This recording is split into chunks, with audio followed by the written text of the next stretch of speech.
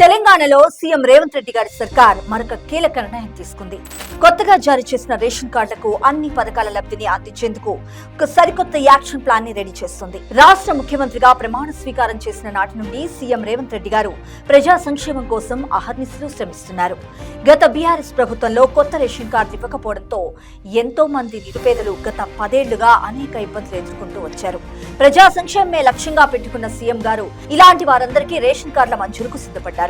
ఇందులో భాగంగా 7 లక్షల కుటుంబాలకు లబ్ధి చేకూర్చేలా కొత్త రేషన్ కార్డుల పంపిణీకి శ్రీకారం చుట్టింది ప్రజాప్రభుత్వం కాంగ్రెస్ పార్టీ. ఇప్పటికే 30 లక్షల మందికి పైగా లబ్ధిదారులకు గృహజ్యోతి, ఇందిరమ్మ ఇళ్లు, మహాలక్ష్మి చేయూత వంటి పలు సంక్షేమ పథకాలను అందిస్తుంది. ఆరోగ్యశ్రీ చికిత్స కూడా రేషన్ కార్డు తప్పనిసరి కాగా ప్రత్యేక డ్రైవ్ ద్వారా అధికారులు నేరుగా లబ్ధిదారుల వద్దకు వెళ్లి వారి వివరాలు నమోదు చేసుకునేలా ప్రభుత్వం సరికొత్తగా ప్రణాళికలు సిద్ధం చేస్తుంది.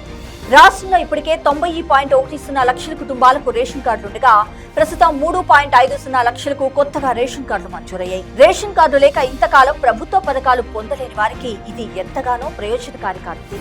ముఖ్యమంత్రి శ్రీ రేవంత్ రెడ్డి గారి అధినాయకత్వంలో కాంగ్రెస్ ప్రభుత్వం ఎప్పుడూ పేదల సంక్షేమానికి కట్టుబడి ఉందని స్పష్టమవుతోంది.